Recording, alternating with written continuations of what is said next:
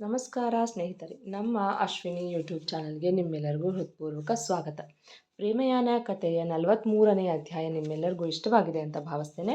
ಹಾಗಿದ್ರೆ ಬನ್ನಿ ಸ್ನೇಹಿತರೆ, ಅಧ್ಯಾಯ 44 ಶುರು ಮಾಡೋಣ. ಭರತ್ ಹೋಗುತ್ತಿದ್ದ ಹಾಗೆ ಭರಣಿ ಬಾಗಿಲು ಲಾಕ್ ಮಾಡಿಕೊಂಡು ಬಂದು ಬೆಡ್ ಮೇಲೆ ಕೂತಳು.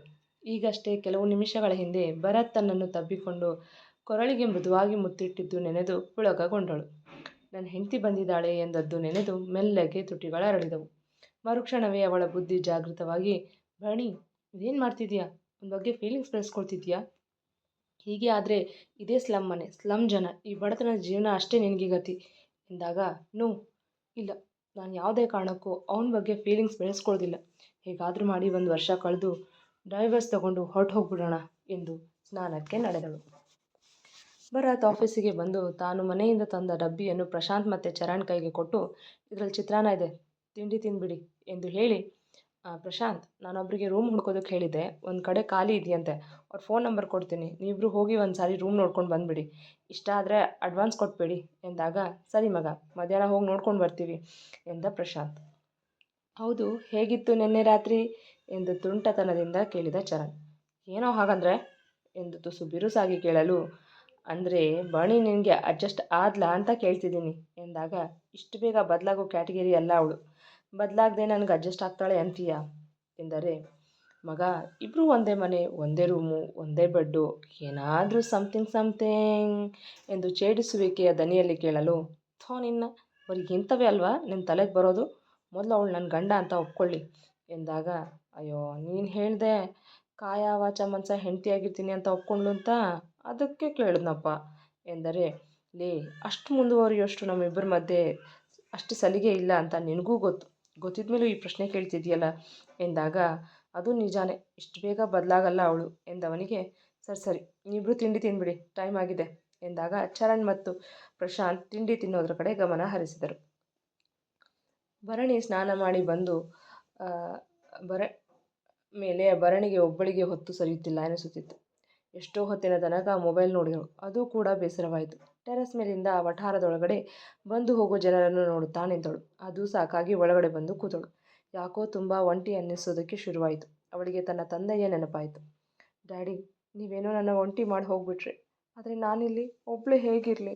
ನಿಮ್ಮನ್ನು ತುಂಬ ಮಿಸ್ ಮಾಡ್ಕೊಳ್ತಿದ್ದೀನಿ ಡ್ಯಾಡಿ, ತುಂಬ ಕಷ್ಟ ಆಗ್ತಿದೆ ನನಗೆ. ಶಾಂತಮ್ಮ, ಅಜಿತು ಕೂಡ ಬಿಟ್ಟು ಹೋದರು.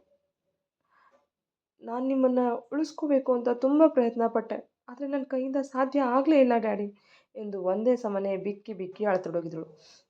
ಅತ್ತು ಸುಸ್ತಾಗಿ ಹಾಗೆ ಬೆಡ್ ಮೇಲೆ ಅಲ್ಲೇ ಮಲಗಿದಳು.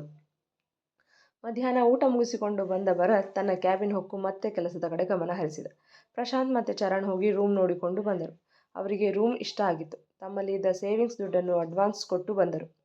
ಮೇ ಐ ಕಮಿನ್ ಸರ್ ಎಂದು ನಾಕ್ ಮಾಡಿದಾಗ, ಭರತ್ ತನ್ನ ಲ್ಯಾಪ್ಟಾಪ್ನಿಂದ ತಲೆ ಎತ್ತಿ ನೋಡಿದಾಗ ತನ್ನ ಗೆಳೆಯರು ನಗುತ್ತಾ ನಿಂತಿದ್ದು ನೋಡಿ, ನನ್ನ ಮಕ್ಕಳ ಬನ್ರೋ ಒಳಗೆ ಎಂದು ಗದರಿದಂತೆ ಹೇಳಿದಾಗ ಇಬ್ಬರು ಒಳಗಡೆ ಬಂದು ಚೇರ್ ಮೇಲೆ ಕೂತರು. ಹೋಗಿದ್ದ ಕೆಲಸ ಏನಾಯಿತು ಎಂದು ಕೇಳಿದಾಗ, ರೂಮ್ ಇಷ್ಟ ಆಯಿತು ಮಗ, ಅದಕ್ಕೆ ಅಡ್ವಾನ್ಸ್ ಪೇಮೆಂಟ್ ಕೂಡ ಕೊಟ್ಟು ಬಂದ್ವಿ ಎಂದಾಗ, ಒಳ್ಳೆ ಕೆಲಸ ಮಾಡಿದ್ರಿ. ಹೌದು, ಯಾವಾಗ ಶಿಫ್ಟ್ ಆಗ್ತೀರಾ ಎಂದು ಕೇಳಲು, ಇವತ್ತು ಸಂಜೆನೇ, ನಮಗೆ ಹೆಣ್ರ ಮಕ್ಕಳ ಅಲ್ವೇನೋ ಪ್ರಶಾಂತ ಎಂದು ಭರತ್ನ ಛೇಡಿಸಲು ಚರಣ್ ಹೇಳಲು, ಮಗನೇ ಮಾಡ್ಕೊ, ಆಗ ನಿನಗೂ ಆಗತ್ತೆ ಎಂದು ಹುಸಿ ಕೋಪದಿಂದ ಹೇಳಿ, ಊಟ ಮಾಡಿದ್ರೋ ಇಲ್ವೋ ಎಂದು ಕೇಳಲು, ಮಗ, ಈ ದಡಿಯ ಪ್ರಶಾಂತ್ ತಿನ್ನೋದು ಬೇಡ ಅಂತ ಹೇಳಿ ಇಲ್ಲಿಗೆ ಕರ್ಕೊಂಡು ಬಂದ ಎಂದರೆ, ಓ ಹೌದಾ, ಸರಿ ಎಂದು ಅಟೆಂಡರ್ನ ಕರೆದು ಇಬ್ಬರಿಗೂ ಅನ್ನ ಸಾಂಬಾರು ಪಾರ್ಸಲ್ ಕಟ್ಟಿಸಿಕೊಂಡು ಬರಲು ಹೇಳಿ ದುಡ್ಡು ಕೊಟ್ಟು ಕಳುಹಿಸಿದ ಭರತ್. ಮಗ, ಇನ್ಮೇಲೆ ನಿನ್ನ ಕೈ ಅಡುಗೆ ತುಂಬ ಮಿಸ್ ಮಾಡ್ಕೊಳ್ತೀವಿ ಎಂದ ಪ್ರಶಾಂತ್ ಹೇಳಲು, ನಾನಿದ್ದೀನಲ್ಲೋ, ಇನ್ಯಾಕೆ ಚಿಂತೆ ಎಂದ ಚರಣ್ ಮಾತಿಗೆ, ನೀನಿದೆಯಾ ಅಂತಾನೆ ಭಯ ಕಣೋ, ನಿನ್ನ ಡಬ್ಬ ಅಡುಗೆ ಕಲ್ಗಶ್ ಥರ ಇರೋ ಕಾಫಿ ಕುಡಿಬೇಕು ಅಂತ ಭಯ ಆಗ್ತಿದೆ ಎಂದು ಭಯ ಆಗುವವರ ಹಾಗೆ ನಟಿಸಲು, ಅಯ್ಯೋ ನನ್ನ ಮಗನೇ ಎಂದು ಪ್ರಶಾಂತ್ ಕುತ್ತಿಗೆ ಕೈ ಹಾಕಿ ಹಿಸುಕಲು, ಭರತ್ ಪ್ಲೀಸ್ ಈ ಪಾಪಿ ಕೈಯಿಂದ ಬಿಡಿಸೋ ಮಗ, ಇವನು ಮಾಡಿರೋ ಅಡುಗೆ ತಿಂದು ಸಾಯೋ ಬದಲು ಈಗಲೇ ಸತ್ತು ಹೋಗ್ತೀನಿ ಅಂತ ಅನ್ನಿಸ್ತಿದೆ ನನಗೆ ಎಂದು ಬೊಬ್ಬೆ ಹಾಕಲು, ಬಿಡೋ ಚರಣ ಅವನನ್ನು, ಪಾಪ ಬದುಕೊಳ್ಳಿ, ಈಗಲೇ ಸತ್ತರೆ ನೀನು ಅಡುಗೆ ತಿಂದು ಸಾಯೋರು ಯಾರು ಎಂದ ನಗುತ್ತಾ ಭರತ್. ತನ್ನ ಗೆಳೆಯನ ಕಾಲೆಳೆಯಲು ಸಿಗುವ ಸಣ್ಣ ಅವಕಾಶ ಕೂಡ ಬಿಡಲಿಲ್ಲ ಭರತ್. ಭರತ್, ನೀನು ನನ್ನ ಆಡ್ಕೊಳ್ತಿದ್ಯಾ? ಆಯಿತು, ಇನ್ಮೇಲೆ ನಾನು ಕಾಫಿ ತಿಂಡಿ ಮಾಡೋದೇ ಇಲ್ಲ, ನೀನೇ ಮಾಡ್ಕೊಳ್ತೀನಿ ಸಾಯಿ ಎಂದು ಪ್ರಶಾಂತ್ ಕುತ್ತಿಗೆ ಬಿಟ್ಟ. ಪ್ರಶಾಂತ್ ಕೆಮ್ಮುತ್ತಾ, ಏನೋ ತಮಾಷೆ ಮಾಡಿದ್ರೆ ನೀನೇನೋ ಇಷ್ಟು ಸೀರಿಯಸ್ ಆಗ್ತೀಯಾ ಎಂದು ಅವನ ತಬ್ಬಿಕೊಳ್ಳಲು ಹೋದರೆ, ಹೋಗಲೇ ಈ ನಾಟಕಕ್ಕೇನು ಕಮ್ಮಿ ಇಲ್ಲ ಎಂದು ದೂರ ಸರಿಯಲು ಬಿಡದೆ ಭರತ್ ಪ್ರಶಾಂತ್ ಇಬ್ಬರೂ ಒಟ್ಟಿಗೆ ಗಟ್ಟಿಯಾಗಿ ತಬ್ಬಿಕೊಂಡರು. ಆಯ್ತು ಬಿಡ್ರೋ, ಇಬ್ಬರು ಸೇರಿ ಈಗ ನನ್ನ ಮೇಲ್ ಕಳಿಸೋ ಪ್ಲ್ಯಾನ್ ಏನಾದರೂ ಮಾಡ್ಕೊಂಡಿದ್ದೀರಾ ಹೇಗೆ ಎನ್ನಲು ನಗುತ್ತಾ ದೂರ ಸರಿದರು. ಇವರ ಮಾತು ಮುಗಿಯುವುದಕ್ಕೂ ಅಟೆಂಡರ್ ಬಂದು ಊಟದ ಪಾರ್ಸಲ್ ಕೊಟ್ಟು ಹೋದ. ಸರಿ ಕಣ್ರೋ, ನೀವಿಬ್ರು ಊಟ ಮಾಡಿ ಎಂದಾಗ, ಮತ್ತೆ ನಿನ್ನ ಊಟ ಎಂದು ಕೇಳಿದ್ದ ಚರಣ್. ನಾನಾಗಲೇ ಮಾಡಿದೆ ಎಂದಾಗ ಸರಿ ಎಂದ ಇಬ್ಬರು ಊಟಕ್ಕೆ ಕುಳಿತರು. ಸಂಜೆ ಆಫೀಸ್ನಿಂದ ಮನೆಗೆ ಹೋಗಬೇಕು. ತಮ್ಮ ಪ್ರಾಜೆಕ್ಟ್ಗೆ ಬಂಡವಾಳ ಹಾಕಿದ್ದ ಕಂಪನಿಯ ಓನರ್ ನಾನು ಇನ್ವೆಸ್ಟ್ ಮಾಡಲ್ಲ ಎಂದು ಖ್ಯಾತೆ ತೆಗೆದಿದ್ದ. ಭರತ್ ಈಗೇನೋ ಮಾಡೋದು, ನಾವು ಎಷ್ಟೇ ಹೇಳಿದ್ರು ಆ ಇನ್ವೆಸ್ಟರ್ ನಮ್ಮ ಮಾತು ಕೇಳ್ತಿಲ್ಲ ಎಂದಾಗ, ಸರಿ ನಾನೊಂದು ಸಾರಿ ಕಾಲ್ ಮಾಡಿ ಮಾತಾಡ್ತೀನಿ ಎಂದು ಕರೆ ಮಾಡುತ್ತಾ ಆಚೆ ನಡೆದ. ಅರ್ಧ ಗಂಟೆಯ ಬಳಿಕ ಮಾತನಾಡಿ ವಾಪಸ್ ಬಂದ ಭರತ್ನ ಕುರಿತು, ಏನಾಯ್ತು ಮಗ, ಒಪ್ಕೊಂಡ್ರಾ ಎಂದು ಕೇಳಿದ ಪ್ರಶಾಂತ್ಗೆ, ನಾಳೆವರೆಗೂ ಟೈಮ್ ಕೊಡಿ ಎಂದಿದ್ದೀನಿ, ನೋಡೋಣ ಏನಾಗತ್ತೆ ಅಂತ ಎನ್ನಲು, ನಾಳೆ ಅಷ್ಟರಲ್ಲಿ ಎಲ್ಲ ಡೀಟೇಲ್ಸ್ ಕೊಡೋದಕ್ಕಾಗುತ್ತಾ ಎಂದು ಆತಂಕದಿಂದ ಕೇಳಿದ ಚರಣ್. ನೋಡೋಣ ಮಗ, ಪ್ರಯತ್ನ ಅಂತೂ ಮಾಡಲೇಬೇಕು, ಬೇರೆ ದಾರಿ ಇಲ್ಲ. ಸರಿ ಹೊತ್ತಾಯಿತು, ನಾನು ಮನೆಗೆ ಹೊರಡ್ತೀನಿ, ನೀವು ಆಫೀಸ್ ಕ್ಲೋಸ್ ಮಾಡ್ಕೊಂಡು ಹೊರಡಿ ಎಂದು ಹೇಳಿ ತನ್ನ ಮನೆ ಕಡೆ ಹೊರಟ. ಪ್ರಶಾಂತ್ ಮತ್ತು ಚರಣ್ ಕೂಡ ಆಫೀಸ್ ಕ್ಲೋಸ್ ಮಾಡಿ ಮಧ್ಯಾಹ್ನ ಅಷ್ಟೇ ಅಡ್ವಾನ್ಸ್ ಕೊಟ್ಟು ಬಂದಿದ್ದ ರೂಮ್ ಕಡೆ ಹೊರಟರು. ಭರತ್ ಮನೆಗೆ ಬರುತ್ತಿದ್ದ ಹಾಗೆ ಕತ್ತಲು ಮನೆ ಸ್ವಾಗತಿಸುತ್ತಿತ್ತು. ಒಳಗಡೆ ಬಂದರೆ ಭರಣಿ ಬೆಡ್ ಮೇಲೆ ಮಲಗಿದಳು. ಅದನ್ನು ನೋಡಿ ಕೋಪ ಬಂದಿತ್ತು.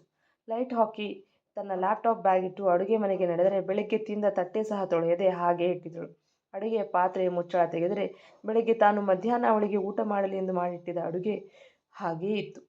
ಮೊದಲೇ ಆಫೀಸ್ ವಿಷಯವಾಗಿ ಟೆನ್ಷನ್ ಮಾಡಿಕೊಂಡಿದ್ದ ಭರತ್ಗೆ ಭರಣಿ ಸಂಜೆ 7 ಗಂಟೆಯಾದರೂ ಮಲಗಿದ್ದು, ಲೈಟ್ ಹಾಕದೆ, ಮನೆ ಕಸ ಗುಡಿಸಿಲ್ಲ, ದೇವರಿಗೆ ದೀಪ ಹಚ್ಚಿಲ್ಲದೆ ಇರುವುದು, ಇದೆಲ್ಲವೂ ಅವನ ಕೋಪಕ್ಕೆ ಇನ್ನಷ್ಟು ತುಪ್ಪ ಸುರಿದ ಹಾಗಾಗಿತ್ತು. ಕೋಪದಿಂದ ಮುಷ್ಟಿ ಕಟ್ಟಿ ಬಿರಬಿರನೆ ಅವಳ ಬಳಿ ಸಾಗಿ ಒರಟಾಗಿ ಅವಳ ರಟ್ಟೆ ಹಿಡಿದು ಎಬ್ಬಿಸಿದ. ಬೆಚ್ಚಿ ಭರಣಿ ಏಳುತ್ತಿದ್ದಂತೆ ತನ್ನ ಮಾತಿನ ಪ್ರಹಾರ ಶುರು ಮಾಡಿದ. ಎಷ್ಟೇ ಕೊಬ್ಬು ನಿನಗೆ? ನಾನು ನಿನ್ನೆ ಏನು ಹೇಳಿದ್ದೆ?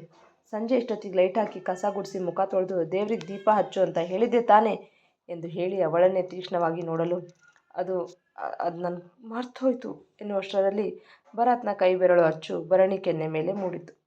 ಮಾತಾಡಬೇಡ, ಕೆಲಸ ಮಾಡದೆ ಇರೋದಕ್ಕೆ ಮೈಗಳ್ತನ, ಹುಟ್ಟು ಸೋಂಬೇರಿ ಅಂತ ಹೇಳು ಎಂದ ಕೋಪದಿಂದ ಬುಸುಗುಡುತ್ತ. ಭರಣಿ ಒಂದು ಮಾತನಾಡದೆ ಊದಿದ ಕೆನ್ನೆ ಮೇಲೆ ಕೈ ಇಟ್ಟುಕೊಂಡು ಬಿಕ್ಕುತ್ತಾ ಬೆಡ್ ಮೇಲೆ ಕೂತಳು. ಭರತ್ ತಾನೇ ಹೋಗಿ ಕಸ ಗುಡಿಸಿ ಕೈಕಾಲು ಮುಖ ತೊಳೆದು ಬಂದು ದೇವರಿಗೆ ದೀಪ ಹಚ್ಚಿದ. ಮಧ್ಯಾಹ್ನದ ಅಡುಗೆ ಹಾಗೆ ಇದ್ದಿದ್ದರಿಂದ ರಾತ್ರಿ ಅಡುಗೆ ಮಾಡಲು ಹೋಗಲಿಲ್ಲ. ಅದನ್ನೇ ಬಿಸಿ ಮಾಡಿಕೊಂಡು ತಿಂದರೆ ಆಯಿತು ಎಂದು ತಲೆ ತುಂಬ ಸಿಡಿಯುತ್ತಿದ್ದರಿಂದ ಕಾಫಿ ಮಾಡಿಕೊಂಡು ಕುಡಿದು ಲ್ಯಾಪ್ಟಾಪ್ ತೆರೆದು ಕೆಲಸ ಮಾಡತೊಡಗಿದ. ಗಂಟೆಗಳ ಬಳಿಕ ತನ್ನ ಲ್ಯಾಪ್ಟಾಪ್ ಎತ್ತಿಟ್ಟು ಅಡುಗೆ ಮನೆಗೆ ನಡೆದು ಸಾಂಬಾರು ಬಿಸಿ ಮಾಡಲು ಇಟ್ಟ. ಭರಣಿ ಅಳು ನಿಲ್ಲುತ್ತಲೇ ಇಲ್ಲ. ಅವಳ ಮನಸ್ಸಿಗೆ ತುಂಬ ನೋವಾಗಿತ್ತು. ಈಗ ಇನ್ನಷ್ಟು ತನ್ನ ತಂದೆಯನ್ನು ಮಿಸ್ ಮಾಡಿಕೊಳ್ಳುತ್ತಿದ್ದಳು. ಭರತ್ ಒಬ್ಬನೇ ಸಾಂಬಾರು ಬಿಸಿ ಮಾಡಿಕೊಂಡು ಊಟ ಮಾಡಿದ. ಅವನೇನು ಭರಣಿಯನ್ನು ಊಟಕ್ಕೆ ಕರೆಯಲಿಲ್ಲ, ಕಣ್ಣೆತ್ತಿಯೂ ಸಹ ನೋಡಲಿಲ್ಲ. ಊಟ ಮುಗಿಸಿ ತಟ್ಟೆ ತೊಳೆದಿಟ್ಟು ಬಂದು ತನ್ನ ಪಾಡಿಗೆ ತಾನು ಬಂದು ಬೆಡ್ ಮೇಲೆ ಮಲಗಿದ. ಭರಣಿ ಮಾತ್ರ ಕೂತ ಜಾಗದಿಂದ 1 ಇಂಚು ಕದಲಿಲ್ಲ, ಅಳುತ್ತಲೇ ಇದ್ದಳು. ಮಧ್ಯರಾತ್ರಿ 1 ಗಂಟೆ ಆಗಿತ್ತು. ಭರಣಿಗೆ ಜೋರು ಹಸಿವು. ಮಧ್ಯಾಹ್ನ ಕೂಡ ಊಟ ಮಾಡಿರಲಿಲ್ಲ. ಅವಳಿಗೆ ಊಟ ಮಾಡದೆ ಇರಲೂ ಆಗುವುದಿಲ್ಲ. ಈಗ ಮಧ್ಯಾಹ್ನ ಕೂಡ ತಿನ್ನದೇ ಇರುವ ಕಾರಣ ನಿದ್ದೆಯೂ ಅವಳ ಬಳಿ ಸುಳಿಯುತ್ತಿಲ್ಲ. ಮೆಲ್ಲಗೆ ಭರತ್ ಕಡೆ ನೋಡಿದಳು. ಅವನಿಗೂ ಅವಳ ಅಳು ಕೇಳಿ ನಿದ್ದೆ ಹತ್ತಿರಲಿಲ್ಲ. ಸುಮ್ಮನೆ ಕಣ್ಮುಚ್ಚಿ ಮಲಗಿದ್ದನಷ್ಟೆ. ತನ್ನ ತೋರು ಬೆರಳಿನಿಂದ ಅವನ ಬೆನ್ನಿಗೆ ತಿವಿದಳು. ಇದೇ ರೀತಿ 1-2 ಬಾರಿ ಮಾಡಿದಾಗ ಭರತ್ ಎದ್ದು ಕೂತು ಅವಳನ್ನು ಗುರಾಯಿಸಲು, ನಂಗೆ ಹೊಟ್ಟೆ ಹಸಿವಾಗ್ತಿದೆ ಎಂದು ತುಟಿ ಮಡಚಿ ಪುಟ್ಟ ಮಕ್ಕಳ ರೀತಿ ಕೇಳುವ ರೀತಿಗೆ ಭರತ್ ಮನಸ್ಸಿಗೆ ಖೇದವೆನಿಸಿತು. ಅಡುಗೆ ಎಲ್ಲ ಖಾಲಿಯಾಗಿದೆ ಎಂದ ಒರಟಾಗಿ. ಊಟ ಮಾಡ್ದೆ, ನಂಗೆ ನಿದ್ದೆ ಬರ್ತಿಲ್ಲ ಎಂದಳು ಸಣ್ಣ ದನಿಯಲ್ಲಿ ಕಣ್ಣು ತುಂಬಿಕೊಂಡು. ತಕ್ಷಣ ಭರತ್ ಸಮಯ ನೋಡಿದ. ಗಂಟೆ 1 ತೋರಿಸುತ್ತಿತ್ತು. ಅಡುಗೆ ಮನೆಗೆ ಹೋಗಿ ಅನ್ನಕ್ಕೆ ಇಟ್ಟು ಪುಳಿಯೋಗರೆ ಕಲಿಸುವಷ್ಟರಲ್ಲಿ ತುಂಬ ಸಮಯವಾಗುತ್ತೆ ಎಂದು ಮೇಲ್ಗಡೆ ಶೆಲ್ಫ್ ತಡಕಾಡಿದಾಗ 2 ಬ್ರೆಡ್ ಮಾತ್ರ ಇದ್ದವು. ಅದನ್ನೇ ಸಣ್ಣದಾಗಿ ಮುರಿದು ಅದಕ್ಕೆ ಚೂರು ಈರುಳ್ಳಿ, ಹಸಿಮೆಣಸಿನಕಾಯಿ, ಟೊಮೆಟೊ, ಕೊತ್ತಂಬರಿ ಸೊಪ್ಪು, ಉಪ್ಪು, ಅರಿಶಿನ ಪುಡಿ ಹಾಕಿ ಒಗ್ಗರಣೆ ಕೊಟ್ಟು ಅದನ್ನೇ ತಟ್ಟೆಗೆ ಹಾಕಿಕೊಂಡು ಬಂದು ಕೊಟ್ಟ. ಭರಣಿ ಮುಂದೆ ತಟ್ಟೆ ಹಿಡಿಯುತ್ತಿದ್ದ ಹಾಗೆ ಅವಸರದಿಂದ ತೆಗೆದುಕೊಂಡು ಗಬಗಬನೆ ತಿನ್ನಲು ಶುರು ಮಾಡಿದಳು. ನಿಧಾನ ಕಣೆ ಪಮೇರಿಯನ್, ಗಂಟ್ಲಕ್ಕೆ ಸಿಗಾಕೊಂಡಿತ್ತು ಎಂದು ಹೇಳಿ ಹೋಗಿ ನೀರಿನ ಗ್ಲಾಸ್ ತಂದು ಕೊಟ್ಟ. ಪೂರ್ತಿಯಾಗಿ ತಿಂದು ಇನ್ನೊಂದು ಸ್ವಲ್ಪ ಬೇಕು ಎನ್ನಲು, ಇರೋದೇ 2 ಬ್ರೆಡ್, ಅದರಲ್ಲೇ ಇದನ್ನು ಮಾಡ್ಕೊಂಡು ಬಂದಿದ್ದೆ, ಖಾಲಿಯಾಗಿದೆ ಎಂದಾಗ, ನಂಗೆ ಹೊಟ್ಟೆ ತುಂಬಿಲ್ಲ, ಎಂದಳು ಮತ್ತೆ ಅಳುತ್ತಾ. ಸರಿ ಎಂದು ಮತ್ತೆ ಸೆಲ್ಫ್ ಹುಡುಕಲು ಒಂದು ಕಿಟ್ಕ್ಯಾಟ್ ಚಾಕ್ಲೇಟ್ ಸಿಕ್ತು. ಅದನ್ನೇ ತಂದು ಅವಳ ಕೈಗೆ ಇಡುತ್ತಿದ್ದಂತೆ ಭರಣಿ ಖುಷಿಯಿಂದ ಕಣ್ಣಳಿಸಿ ತೆಗೆದುಕೊಂಡು ತಿಂದು ನೀರು ಕುಡಿದಳು. ಈಗ ಸ್ವಲ್ಪ ಹಾಯ್ ಎನಿಸಿತು. ಭರತ್ ಹೋಗಿ ಮಲಗಲು ಭರಣಿ ಹಾಗೆ ಕೂತಿದ್ದಳು. ಮತ್ತೆ ತೋರು ಬೆರಳಿನಿಂದ ಅವನನ್ನು ತಿವಿಯಲು ಮತ್ತೇನೇ ನಿಂದು ಎಂದು ಅಸಮಾಧಾನದಿಂದ ಗದರಿದಾಗ, ಅದು ನನಗೆ ಡ್ಯಾಡಿ ಬೇಕು ಎಂದು ಹೇಳಿ ಅಳುತ್ತಾ ಭರತ್ನ ತಬ್ಬಿಕೊಂಡಳು. ಹಠಾತ್ ಆದ ಕ್ರಿಯೆಗೆ ಭರತ್ಗೆ ಹೇಗೆ ರಿಯಾಕ್ಟ್ ಮಾಡಬೇಕು ಎಂದು ತಿಳಿಯಲಿಲ್ಲ. ಭರಣಿ ಭರತ್ ಎದೆಗೆ ಒರಗಿ ಒಂದೇ ಸಮನೆ, ಡ್ಯಾಡಿ ಬೇಕು, ಡ್ಯಾಡಿ ತುಂಬ ನೆನಪಾಗ್ತಿದ್ದಾರೆ, ಅವ್ರನ್ನ ತುಂಬ ಮಿಸ್ ಮಾಡ್ಕೊಳ್ತಿದ್ದೀನಿ ಎಂದು ಬಿಕ್ಕಲು ಅನಾಯಾಸವಾಗಿ ಭರತ್ನ ಕೈಗಳು ಭರಣಿಯ ಸುತ್ತ ಹಾಕಿದವು. ಎಷ್ಟೋ ಹೊತ್ತಿನ ತನಕ ಹತ್ತು ಭರತ್ ತೋಳಿನಲ್ಲಿಯೇ ನಿದ್ರಿಸಿದಳು. ನಾನು ಕೈ ಮಾಡಬಾರ್ದಾಗಿತ್ತು ಎಂದು ಅವಳ ಊದಿದ ಕೆನ್ನೆ ಮೇಲೆ ಸವರಿದ. ನಿದ್ದೆಯಲ್ಲೂ ಕೂಡ ಬೆಚ್ಚಿದಳು ಭರಣಿ. ತಕ್ಷಣ ಇನ್ನಷ್ಟು ಗಟ್ಟಿಯಾಗಿ ತಬ್ಬಿ ಮಲಗಿದ. ಮರುದಿನ ಬೆಳಗ್ಗೆ ಭರತ್ ತನ್ನ ಪಾಡಿಗೆ ತಾನೆದ್ದು ತನ್ನ ಕೆಲಸವನ್ನು ಮಾಡತೊಡಗಿದ. ಭರಣಿ ಅವನು ಎದ್ದು ಸ್ವಲ್ಪ ಹೊತ್ತಿಗೆ ಎದ್ದು ಯಾವ ಕೆಲಸವನ್ನು ಹೇಳಿಸಿಕೊಳ್ಳದೆ ತಾನೇ ಮಾಡಿದಳು. ಭರತ್ ಕಾಫಿ ಮಾಡಿಕೊಟ್ಟರೂ ಭರಣಿ ಬಾಯಿಂದ ಒಂದು ಮಾತು ಬರಲಿಲ್ಲ.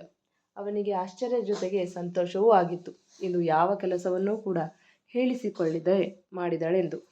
ನಿನ್ನೆ ಇನ್ವೆಸ್ಟರ್ ಜೊತೆ ಮಾತನಾಡಿ ಇವತ್ತು ಸಂಜೆ ಅಷ್ಟರಲ್ಲಿ ಎಲ್ಲ ಡೀಟೇಲ್ಸ್ ಕೊಡ್ತೀನಿ ಎಂದು ಟೈಮ್ ತೆಗೆದುಕೊಂಡಿದ್ದ. ಹಾಗಾಗಿ ಇವತ್ತು ಆಫೀಸ್ಗೆ ಬೇಗ ಹೋಗಬೇಕೆಂದು ತಿಂಡಿ ಮಾಡಿರಲಿಲ್ಲ. ಕಾಫಿ ಕುಡಿದು ಆಚೆ ಹೋಗಿ ಹೋಟೆಲ್ನಿಂದ ಅವಳಿಗೋಸ್ಕರ ಇಡ್ಲಿ ವಡೆ ಪಾರ್ಸಲ್ ತಂದು ಅವಳ ಕೈಗಿಟ್ಟ. ಒಂದು ಮಾತನಾಡದೆ ತೆಗೆದು ನೋಡಿದವಳ ಕಣ್ಣುಗಳು ಖುಷಿಗೆ ಅರಳಿದ್ದವು. ಎಷ್ಟೋ ದಿನದ ಮೇಲೆ ಆಚೆಯಿಂದ ತಂದ ತಿಂಡಿ ತಿನ್ನುತ್ತಿದ್ದಳು. ಭರತ್ ತನ್ನ ಪಾಡಿಗೆ ರೆಡಿಯಾಗಿ ಆಫೀಸ್ಗೆ ಹೊರಡಲು, ನನಗೊಬ್ಬಳಿಗೆ ಮನೇಲಿರೋದಕ್ಕೆ ಬೇಜಾರು, ಹೊತ್ತೇ ಹೋಗಲ್ಲ, ಡ್ಯಾಡಿ ತುಂಬ ನೆನಪಾಗ್ತಾರೆ ಎಂದಳು ಕಣ್ತುಂಬಿಕೊಂಡು ಸಪ್ಪೆ ಮುಖ ಮಾಡಿ. ಹೌದಲ್ವಾ, ಇತ್ತೀಚೆಗಷ್ಟೇ ಮಾವನನ್ನು ಕಳ್ಕೊಂಡಿದ್ದಾಳೆ. ಒಬ್ಬಳೇ ಇದ್ದರೆ ಅವ್ರ ನೆನಪು ಕಾಡದೇ ಇರೋದಿಲ್ಲ ಎಂದುಕೊಂಡವ. ಸರಿ, ನನ್ನ ಜೊತೆ ಆಫೀಸಿಗೆ ಬಾ, ಕೆಲಸ ಮಾಡು ಎಂದರೆ, ನನ್ನ ಕೆಲಸ ಬರಲ್ಲ ಎಂದಳು ಚಿಕ್ಕ ಮಕ್ಕಳ ಹಾಗೆ ಮೂತಿ ಉಬ್ಬಿಸಿ. ಸರಿ, ನಾನು ಹೇಳ್ಕೊಡ್ತೀನಿ ಎಂದಾಗ ಎಂದು ಹೇಳಿ ರೆಡಿಯಾಗಲು ಹೋದಳು. ಅವಳಿಗೆ ಕೆಲಸ ಕಲಿಯುವ ಅನಿವಾರ್ಯತೆ. ಹೇಗಾದರೂ ಮಾಡಿ ಬಿಸ್ನೆಸ್ ಫೀಲ್ಡ್ ಬಗ್ಗೆ ತಿಳಿದುಕೊಂಡು ಗಿರೀಶ್ ಮೇಲೆ ಸೇಡು ತೀರಿಸಿಕೊಳ್ಳಬೇಕಿತ್ತಲ್ಲವೇ. ಹಾಗಾಗಿ ಚಕಾರವೆತ್ತದೆ ಕೆಲಸ ಕಲಿಯುತ್ತೀನಿ ಎಂದಳು. ಈ ವಿಷಯ ಭರತ್ಗೆ ಇನ್ನಷ್ಟು ಆಶ್ಚರ್ಯಚಕಿತನನ್ನಾಗಿ ಮಾಡಿತ್ತು. ರೆಡಿಯಾಗಿ ಬರುತ್ತಿದ್ದ ಹಾಗೆ ಅವಳನ್ನು ತನ್ನ ಜೊತೆ ಕರೆದುಕೊಂಡು ಬೈಕ್ ಏರಿ ಆಫೀಸ್ ಕಡೆ ಹೊರಡಲು, ಏನೋ ಭರತ್, ಹೆಂಡ್ತಿನ ಕರ್ಕೊಂಡು ಎಲ್ಲಿಗೋ ಹೊರಟಿರೋ ಹಾಗಿದೆ ಎಂದು ಓನರ್ ಅಜ್ಜಿ ಕಮಲಮ್ಮ ಕೇಳಿತು. ಅವಳೊಬ್ಬಳಿಗೆ ಮನೇಲಿ ಹೊತ್ತು ಹೋಗಲ್ವಂತೆ, ಅದಕ್ಕೆ ಆಫೀಸಿಗೆ ಕರ್ಕೊಂಡು ಹೋಗ್ತಿದ್ದೀನಿ ಎಂದರೆ, ಒಳ್ಳೇದು ಎಂದಾಗ ಅಜ್ಜಿಗೆ ಹೇಳಿ ಆಫೀಸ್ ಕಡೆ ಬೈಕ್ ಚಲಾಯಿಸಿದ. ಮುಂದುವರಿಯುವುದು. ಕೇಳಿದ್ರಲ್ವ ಸ್ನೇಹಿತರೆ, ಪ್ರೇಮಯಾನ ಕಥೆಯ 44ನೇ ಅಧ್ಯಾಯ. ಈ ಸಂಚಿಕೆ ನಿಮಗೆ ಇಷ್ಟವಾಗಿದ್ದರೆ ಒಂದು ಲೈಕ್ ಕೊಡಿ, ನಿಮ್ಮ ಅಭಿಪ್ರಾಯವನ್ನು ಕಮೆಂಟ್ನಲ್ಲಿ ತಿಳಿಸಿ. ಇನ್ನು ಯಾರೆಲ್ಲ ನಮ್ಮ ಚಾನಲ್ನ ಸಬ್ಸ್ಕ್ರೈಬ್ ಮಾಡಿಲ್ಲೋ ಪ್ಲೀಸ್ ಸಬ್ಸ್ಕ್ರೈಬ್ ಮಾಡ್ಕೊಳ್ಳಿ, ಹಾಗೆ ಬೆಲ್ ಐಕಾನ್ ಒತ್ತೋದನ್ನು ಮರಿಬೇಡಿ. ಈ ಕಥೆ ನಿಮಗೆ ಇಷ್ಟವಾಗುತ್ತಿದ್ದರೆ ಹೆಚ್ಚು ಜನರಿಗೆ ಶೇರ್ ಮಾಡುವ ಮೂಲಕ ನಮ್ಮನ್ನು ಪ್ರೋತ್ಸಾಹಿಸಿ. ಮತ್ತೆ ಮುಂದಿನ ಸಂಚಿಕೆಯಲ್ಲಿ ಭೇಟಿಯಾಗೋಣ. ಧನ್ಯವಾದಗಳು.